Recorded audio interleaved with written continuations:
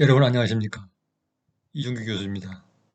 이 강의는 교육부와 대학 일반 직원의 사무관 승진 대상자를 중심으로 정책기획 보고서 작성 목록을 교육하는 강의입니다.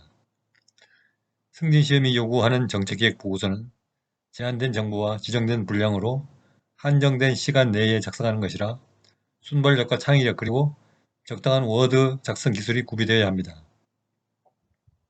그러므로 평소에 교육정책에 대한 관심을 가지고 많이 읽고 써보면서 문서 작성에 대한 자신만의 노하우를 개발해야 합니다. 소설가를 지망하는 사람들이 맨 처음에 하는 일은 수려한 문장을 구사하는 노련한 소설가 작품을 그대로 베껴서 연습하는 일입니다. 베끼면서 문장을 구사하고 묘사하는 기술을 익힙니다. 그 다음에 창작을 하는 것이 순서입니다. 마찬가지로 정책기획 문서도 처음부터 잘 쓸 수는 없습니다. 베껴 쓰다 보면서 시작을 하는 것이죠. 다른 하나는 꾸준히 주기적으로 연습을 하여 페이스를 유지하는 것입니다. 매주 하나의 주제를 선정해서 써보고 그것을 주기적으로 첨삭지도 받는 것도 중요합니다. 그리고 시험에 있어서는 채점 기준에 따라 평가를 받는 것이 중요하므로 문서 작성에 주어진 기준에 맞게 작성을 하는 게 중요합니다. 이외에도 여러 가지 주의점이 있겠지만 의식적으로나 무의식적으로 우리가 문서 작성에서 지켜야 하는 원리도 있습니다. 예를 들어 중요한 안건을 앞에 내세운다거나 시간대별로 사건을 배열한다거나 언어의 경제성을 추구하며 군더더기를 버린다거나 하는 것입니다. 이 강의는 이상에서 말씀드린 전반적인 것들을 체화하여 고득점에 이르도록 하는 목표를 가지고 강의를 할 예정입니다.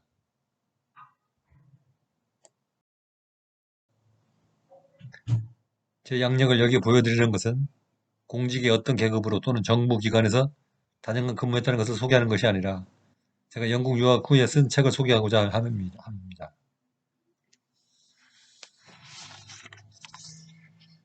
2005년경에 질적연구방법론이라는 책을 썼는데 약 500쪽에 달하는 책입니다. 두꺼운 책도 간단히 줄이면 기승전결이라는 단순한 구도로 말할 수 있습니다.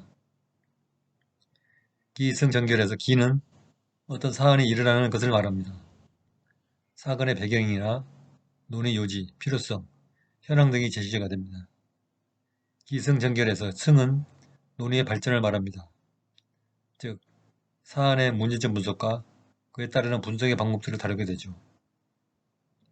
기승전결에서 저는 제시된 문제점에 대한 해결 대안을 다룹니다. 대부분의 저술에서 하이라이트이자 핵심 부분이죠. 소설로 말하자면 클라이막스입니다. 기승전결의 결은 결론 부분을 말합니다. 맺은말이나 결론 혹은 파국을 맞는 부분이죠.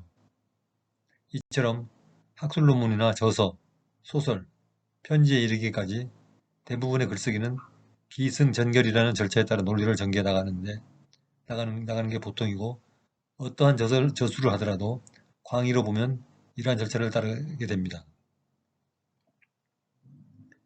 보고서나 소설이나 형식은 다르더라도 큰 흐름은 같다고 생각합니다. 즉 요약하면 글쓰기는 기승전결,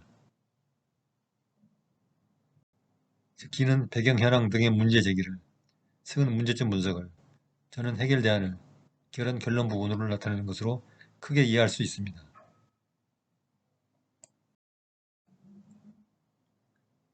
여기 보시면 제가 쓴 20여 편의 논문들이 보이는데요. 제가 이 강의에 참여하기 전에 제 논문들을 돌이켜보니까 앞에서 말한 것처럼 대부분의 논문의 목차가 배경, 문제점 및 연구 방법, 분석, 분석 결과, 결론 및 향후 계획과 같이 앞의 기승전결의 절차를 따르고 있었습니다. 논문의 주제에 따라서 용어는 조금씩 달리 표현되었지만 대체로 그와 같은 기승전결의 절차를 따르고 있음을 논문을 쓴 후에야 알게 되었습니다.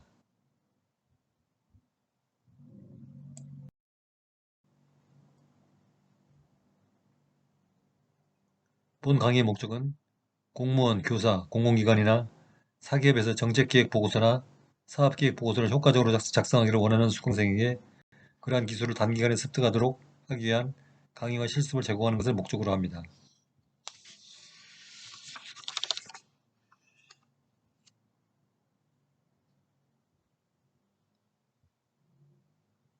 강의는 총 5시간으로 보고서 일반론, 보고서 작성 역량의 유래, 보고서 작성 팁, 그 다음에 기획보고서 작성 실전 1, 2로 구성되어 있습니다. 이 강의 상세한 내용은 별도로 제공되는 약 250쪽 분량의 교재에 제공되어 있습니다. 강의를 통한 이론학습 이후에는 필요한 기간만큼 개인 지도를 통해서 실습을 하여 실력을 연마할 수 있도록 되어 있습니다. 실습은 첨삭 지도를 동반한 1:1 개인 지도를 통해서 실시할 수 있습니다.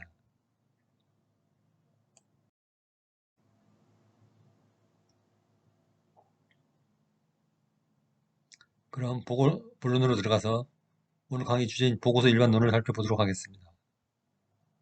보고서 일반론에서는 5가지 주제를 말씀드리겠습니다. 그 주제들은 1. 보고서를 잘 써야 하는 이유 2.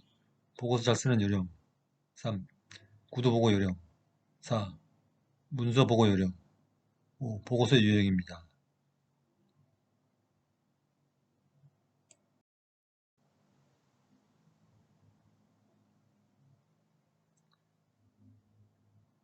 첫 번째 주제는 보고서를 잘 써야 하는 이유입니다.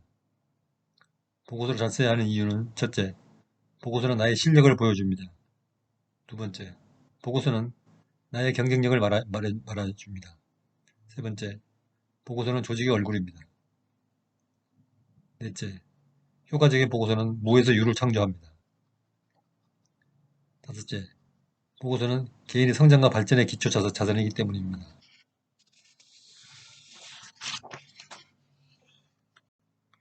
보고서를 잘 써야 하는 이유는 여기 든 사례 말고도 수만 가지가 될 수 있습니다.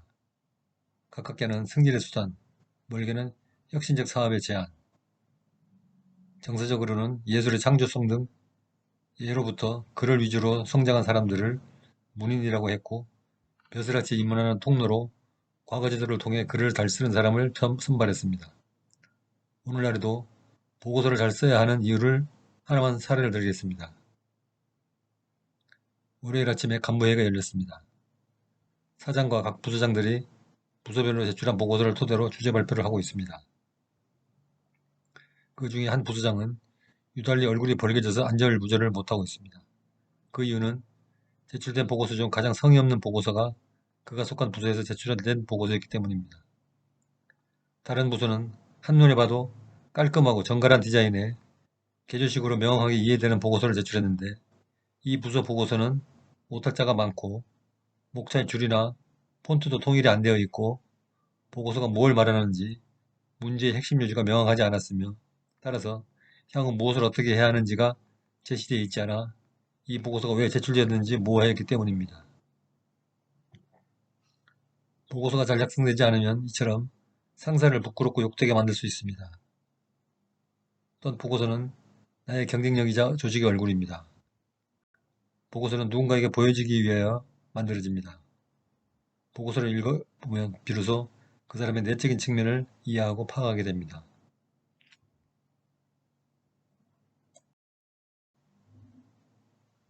두 번째 주제는 보고서를 잘 쓰는 요령입니다. 첫째, 문제의식을 가진다.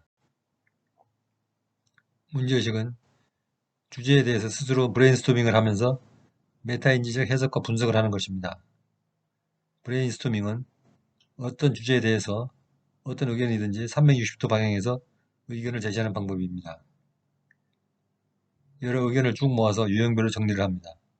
그걸 요약하면 어떤 주제에 대해 내가 가진 문제의식이 드러납니다. 그 다음에 그 문제의식에 대해서 그렇게 생각한 나를 바라봅니다. 즉 내가 생각한 결과를 생각해낸 나를 다시 한번 바라보면서 그 생각이 일어나는 원천적 이유를 생각해 봅니다. 이런 방법이 메타인지입니다. 이것은 어떤 사건이 일어난 상황을 이해하고 그것이 유발된 동기와 이유 본질을 무엇인가를 생각하는 것과 이유의 본질은 무엇인가를 생각하는 것과 유사합니다. 둘째, 보고서는 쉽게 씁니다. 미국 유명 대학교에서 박사 논문 주제 발표가 있었습니다. 거기서 심사위원 중 한 사람이 학생에게 요구하기를 당신이 논문에서 연구하고자 하는 바를 중학생도 이해할 수 있게 설명해봐라 라고 요구를 했습니다. 박사지망 학생은 온갖 어려운 함수와 방정식으로 가설을 세우고 이를 증명하려고 했다가 낭패를 당했습니다. 보고서는 아무리 잘 작성되어도 이것을 쉽게 이해하지 못하게 작성되었다면 무용지물입니다. 구슬이 서말이라도 껴야 보배라는 말이 있죠. 잘 쓴 보고서는 누구나 이해하기 쉽도록 작성되어야 한다는 것입니다. 셋째, 보고서는 읽는 사람의 입장에서 씁니다. 보고서는 보고받는 사람을 염두에 두고 만들어집니다. 어떤 보고서든지 이해관계에는 이해를 반영합니다. 정책기획보고서의 경우는 정책 위반자를 염두에 두고 만들어집니다. 그러나 동시에 정책 수혜자도 있고 반면에 정책으로 피해를 보는 사람도 발생합니다. 이 경우 불리하게 느껴지는 당사자에게는 보고서 노출을 꺼립니다. 그러나 언젠가 보고서는 노출되게 마련이므로 이해 당사자를 골고루 만족시키는 기획이 되어야 합니다.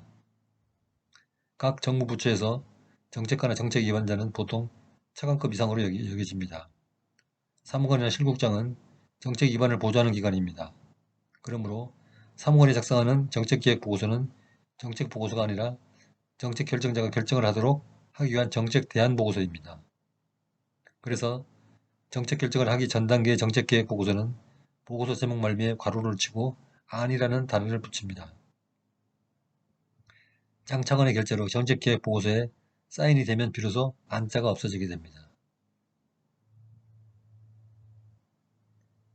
보고서를 잘 쓰는 요령 네 번째, 최신 정보 기술을 적극 활용한다. 보고서는 글로만 써지면 읽고 이해하는 데 시간과 노력이 필요하지만 서면 보고서 대신 PPT를 이용한 그래프나 차트, 동영상, 그림 등 시각적 요소를 활용하면 훨씬 이해도를 높이고 스마트한 보고서를 만들 수 있습니다. 다섯 번째, 잘 들인 보고 습관은 성공의 보증수표다. 공공조직에서 중간관리자나 고급관리자는 보고를 통해 먹고 산다고 해도 과언이 아닙니다. 하급자로부터 보고를 받아야 상급자에게 보고를 할 수 있습니다. 시간의 흐름에 따라 일보, 주보, 월보, 연보, 시급성에 따라 전화 또는 메시지나 카톡 보고, 주요 사안의 한 장 보고 일상화 등 보고 습관은 다양한 것이 될 수 있습니다. 습관적으로 보고를 일상화해 두면 문제를 해결하거나 위기를 극복하는 데 유용합니다. 여섯째, 보고서에는 KISS의 법칙이란 게 있는데 이걸 말로 풀어보면 Keep it simple, stupid, 즉 단순하게 그리고 머리가 나쁜 사람도 알아듣게 하라 입니다. stupid 대신에 short를 써서 간결을 강조하기도 합니다.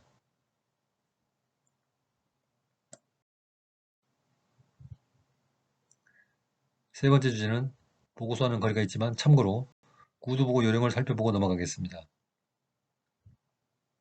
구두보고는 지시한 사람에게 보고합니다. 사안의 중대성에 따라 지시하지 않은 사람에게도 보고를 해야겠지만 지시를 받았다면 제일 먼저 지시받은 사람에게 보고를 해야 합니다. 그 이유는 지시한 사람도 윗선에 보고를 하기 위한 시급성이 있기 때문입니다. 예를 들어서 K사무관은 과장으로부터 어떤 사안에 대해 보고를 요구받았습니다. K사무관은 시급히 상황을 파악해서 그 사건의 전모를 정리했습니다. 그리고 이 전모를 지시받은 과장에게 보고하지 않고 먼저 국장에게 보고했습니다. 그런데 과장은 전모를 파악하지 못하고 있는 상황에 국장이 먼저 알고 과장에게 해결 대책을 지시했다고 합시다. 나중에 이 사실을 과장이 알게 되었을 때 기분이 좋을 리 없겠죠. 물론 시급히 국장에게 보고한 점을 나쁘다고는 할 수 없지만 개똥을 건너뛰어 과장이 엿먹었다고 생각하게 되면 K사무관은 지시받은 대로 이행하지 않은 신뢰감이 떨어지는 직원이 되어버린 것입니다. 둘째, 보고의 타이밍이 중요합니다. 아침 9시에 열리는 간부회의 전에 국장이 K사무관에게 간밤에 일어난 사고에 대해서 보고를 해달라고 아침 8시경에 메시지로 연락을 했습니다. 이에 K사무관은 보고서를 철저하게 만든다고 간부회의 개최 시간이 지나도록 보고서를 만들었는데 결국 국장은 간밤의 사고를 간부회의에서 보고하지 못했습니다. 간부회의 후 K사무관이 보고서를 들고 국장에게 보고를 했지만 아무 소용이 없었습니다. 이런 경우 시간이 촉박하면 간부회의 전에 메시지 보고나 구두 보고를 하였어야 합니다. 타이밍을 잘 맞춘 보고는 천금과 같으나 그러지 못한 보고서는 가치가 매우 낮게 떨어집니다. 세 번째 구두 보고 요령은 결론부터 말합니다. 달리 말하면 보고는 두괄식으로 보고합니다. 두괄식은 중요한 결론을 제일 먼저 앞세우는 보고를 말합니다. 보고받는 자는 매우 바쁩니다. 각종 회의, 결제, 웨빙 미팅, 출장 등 하루 종일 대부분 일정이 꽉 차 있습니다. 어떤 사건의 전말을 기초부터 상세히 보고하기에는 시간이 많이 소요됩니다. 속보 형식으로 간단히 결론만 보고합니다. 예를 들어 국회에서 코로나 바이러스로 인한 대책을 마련했다는 속보가 있다고 한다면 전모를 파악한 후 이렇게 보고를 합니다. 영영당 000 의원 외 3명의 발의로 재난지원금에 관한 지원법률안이 발의되어 금년 상반기까지 18세 이상 전 국민에게 1억 원씩 지원금을 현금으로 통장으로 지급하기로 하였습니다. 이 내용은 다음과 같이 더 줄일 수 있습니다. 즉, 전 국민에게 1억 원씩 지원하기로 하였습니다. 간단하죠. 네 번째, 구두보고는 요점을 포착해서 요령있게 이야기합니다. 예를 들어서 걸프만에서 유조선이 소말리아 해적에게 피습되었다고 합시다. 선장을 비롯한 36명은 선박 내 대피소에 숨어있고 유조선은 해적들에 의해 장악되어 소말리아 해안으로 이동 중이고 한국의 청해함이 추격 중으로 3시간 내에 거리에 있다고 합시다. 3시간 내에 여명의 작전을 펼쳐서 구조대가 대기 중이라고 합시다.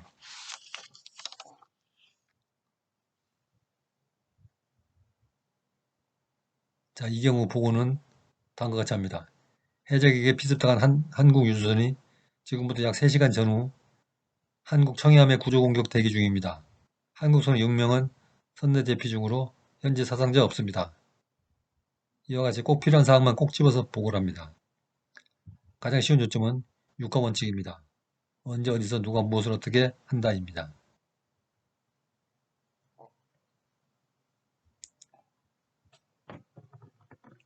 다섯째, 객관적 사실과 주관을 확실히 구분해야 합니다. 객관적 사실은 통계 자료나 시각 같은 누구에게나 동일하게 보이고 판단되는 자료들입니다. 그러나 주관적 사실은 보는 사람에 따라 다르게 판단되고 보일 수 있습니다. 보름달을 보면 점성술사는 사람들의 광기가 살아난다고 경계를 하는 의견을 내는 반면 예술가는 정든 사람이 생각나는 시상이 떠오른다고 흥에 겨워할 수 있습니다.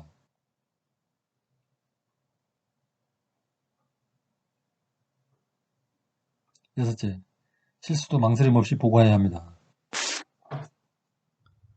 담당자나 내부 조직이 실수를 덮으려고 보고를 하지 않거나 허위 보고를 하는 경우 나중에 일이 더 크게 번질 수 있습니다. 정직하게 실수를 보고하여야 후 폭풍을 막고 일을 신속히 바르게 해결할 수 있습니다.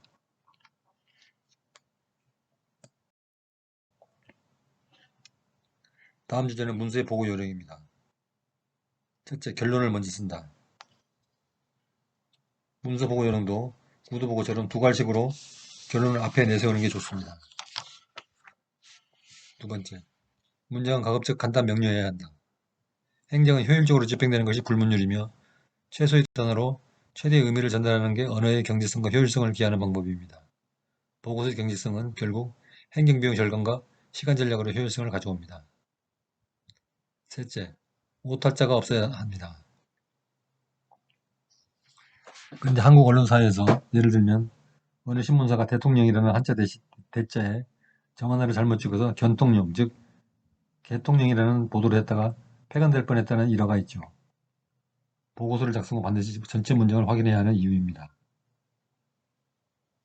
넷째, 통계 숫자는 정확해야 합니다. 통계 숫자의 정확성은 말할 것도 없죠. 천 단위 쉼표나 소수점 이하 점찍기를 유의하고 가로 세로 합계 맞추기 등으로 확인을 해야겠죠. 숫자의 단위도 법내에 표시를 해주는 것도 중요합니다. 숫자를 작성 후에는 논리상 말이 되는지 전체적으로 검사해 보아야 합니다.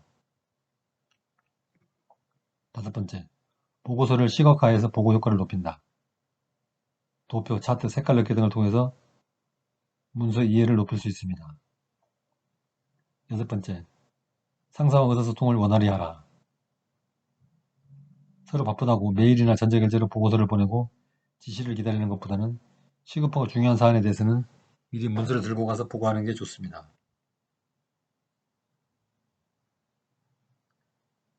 장관 결제를 받아야 되는 보고서 같은 경우는 여러 단계를 거치면서 수없이 많은 수정을 봐야 되는데 직접 들고 가서 회별하면서 작성하는 게 노력을 줄일 수 있습니다. 7번째, 보고는 상사 입장에서 하라. 이런 입장을 고객 중심의 일처리 방식이라고 합니다. 공직자는 국민의 입장에서 행정을 처리해야 합니다. 마찬가지로 보고자는 보고를 받는 자의 입장이 되어서 일을 해야 합니다. 어떤 사안이 장관에게 보고되어야 한다고 합시다. 사무관이 그 일을 담당합니다. 보고서는 과장의 수정을 거쳐서 국장에게 보고되고 국장이 차관을 거쳐 장관에게 보고하도록 되어 있다고 합시다. 이 경우 사무관은 국장의 입장이 되어서 문서를 작성해야 합니다. 그래야 과장과 국장선에서 수정하고 다듬는 일 부담을 줄일 수 있습니다.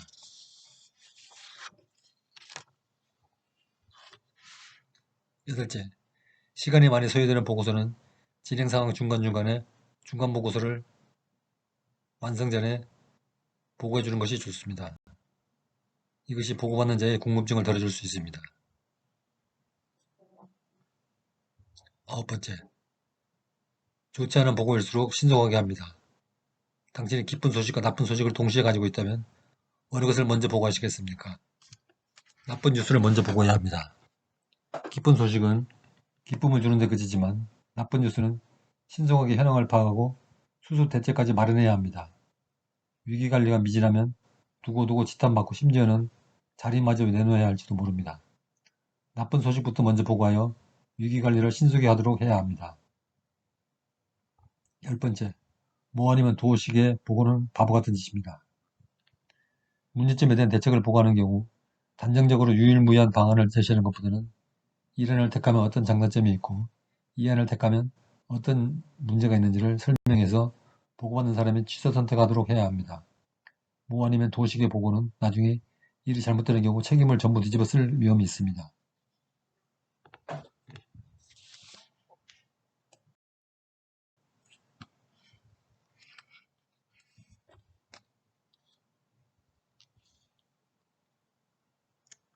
다음 주제는 참고로 문서를 작성할 경우 현재 정권을 잡은 다수당이 표방하는 이데올로기에 따라서 즐겨 사용하는 용어의 사용에 대한 내용입니다.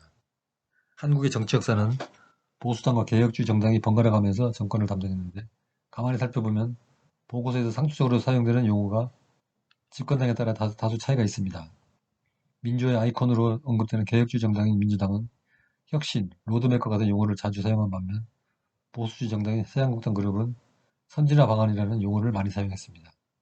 이것은 대통령 주변의 참모들의 성향에도 영향이 있는데 이런 미세한 차이도 분간해서 유행에 민감한 보고서를 만드는 재치도 있어야 합니다.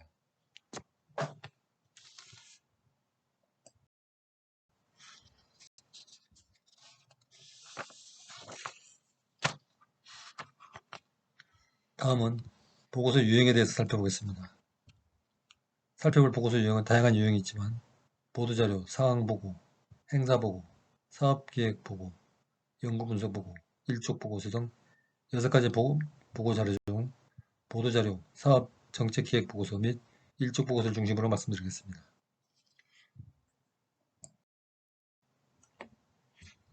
먼저 보도자료입니다. 보이는 사례는 교육부의 보도자료 포맷입니다. 먼저 보도일자와 담당 부서 정보가 제시됩니다. 그 다음 큰 글자로 제목을 뽑았습니다. 제13차 사회관계 장관 회의를 한다는 제목입니다. 본문에 들어가기 전에 메모 박스에 회의 목적이 2개가 제시되어 큰 제목과 이 박스만 보아도 왜 회의를 하는지 개요를 알 수 있습니다. 그 다음 회의 일시와 장소를 소개하고 회의 의제를 좀 더 자세하게 알려줍니다. 그 다음 회의 안건 순서대로 요지를 설명합니다. 보도자료의 큰 특징은 큰 제목만 1, 2주 정도 훑어봐도 뭘 하는 내용인지 파악이 가능하다는 것입니다. 보도자료도 핵심 사항이 맨 앞에 나오는 2가지 형태를 취하고 있습니다.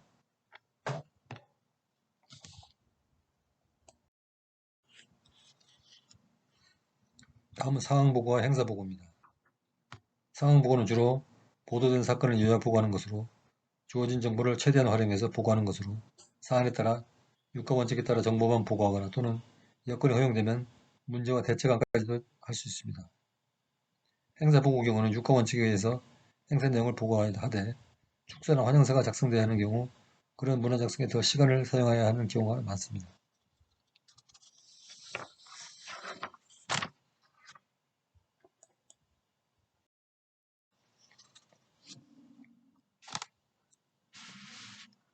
다음은 사업정책기획보고서입니다.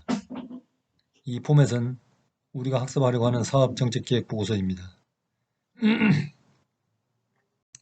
사업보고서나 정책기획보고서는 같은 용어입니다. 다만 정부나 공공기관에서는 주로 정책기획이라는 용어를 많이 사용하고 일선학교나 사기업에서는 주로 사업기획보고서라는 말을 많이 씁니다. 행정에 관여가 많은 공공기관에서는 주로 사업 대신에 정책이라는 말을 많이 쓰고 사기업에서는 사업이라는 말을 많이 쓰는 차이입니다. 정책기획보고서는 사안에 따라서 보고서 양이 3쪽 이상 더 길어질 수 있고 심지어는 책으로도 제출될 수 있지만 학습 편의상 3쪽으로 제한을 합니다. 교육부 및 소속기관, 공립대학, 지방교육자치단체의 경우 보고서 작성 시험은 3쪽으로 제한을 하는 경우가 보통입니다.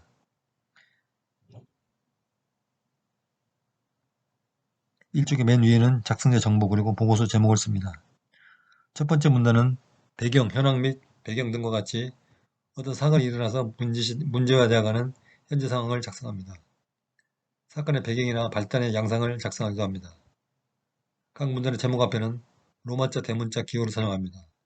주로 문제점 분석과 대책 방안 문단에서는 정사각형 기호 3개 정도를 사용하고 인트로 부분의 현황 및 배경과 향후 추진 일정에서는 로마자 기호를 사용한 문단줄 아래 바로 원기호를 사용합니다. 정사각형 밑에 원기호는 2개 내지 3개를 사용합니다. 경우에 따라 원 아래에는 대시기호를 사용하기도 합니다. 문단의 말미에 참고용으로 당구장 표시와 별표가 사용되는데 당구장 표시는 보충 설명을 의미하고 별 표시는 그 용어의 의미에 즉 사전식 설명을 중점적으로 기술합니다.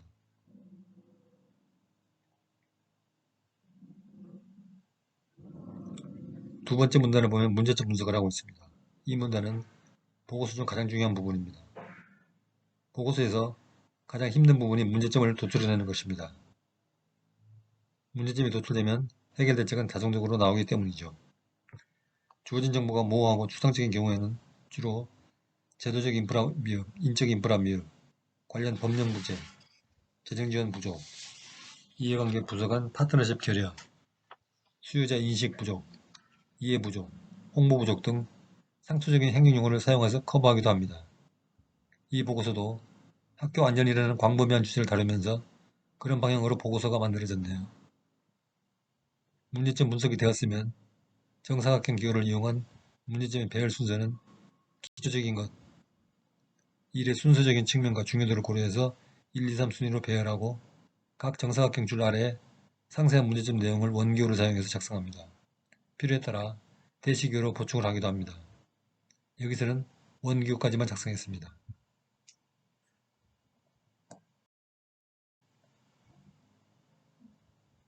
화면은 앞에 보고서 나오기까지 제공된 문제지입니다. 보통 정책기획 보고서를 작성할 경우 가상의 정보를 주고 그 정보에 따라 보고서를 만들게 합니다. 그러므로 보고서 작성에서 가장 핵심 부분은 주어진 정보에서 문제점을 분석해내는 것입니다. 문제점 3개만 잘 분석해서 도출한다면 시험의 90%는 끝낸 것이라고 감히 단언을 드릴 수 있습니다.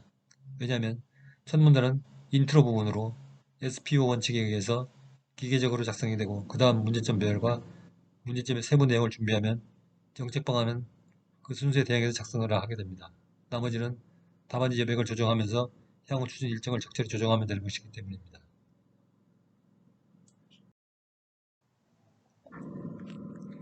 보고서 유형의 마지막 내용은 한장 보고입니다.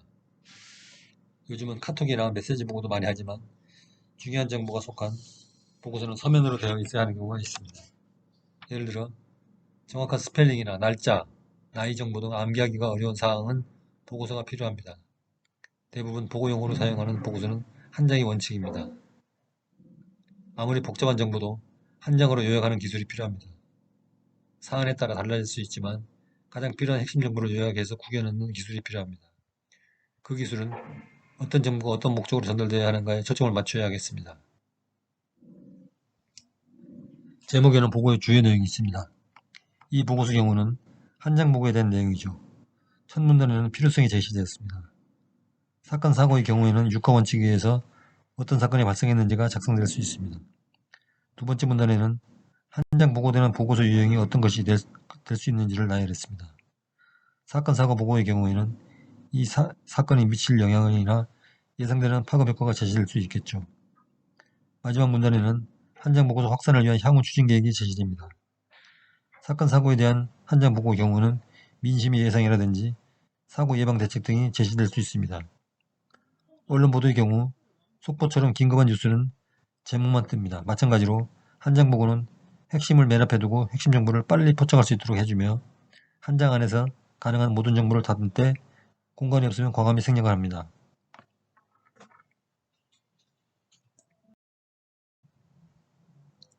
이번 강의는 보고서 일반에 대한 이론으로 첫째, 보고서를 잘 써야 하는 이유, 둘째, 보고서를 잘 쓰는 요령, 셋째, 구두보고 요령, 넷째, 문서보고 요령, 다섯째, 보고서 유형에 대해서 살펴보았습니다. 다음 시간에는 보고서 작성 역량의 유래에 대해서 학습하도록 하겠습니다. 다음 시간에 뵙겠습니다. 안녕히 계십시오.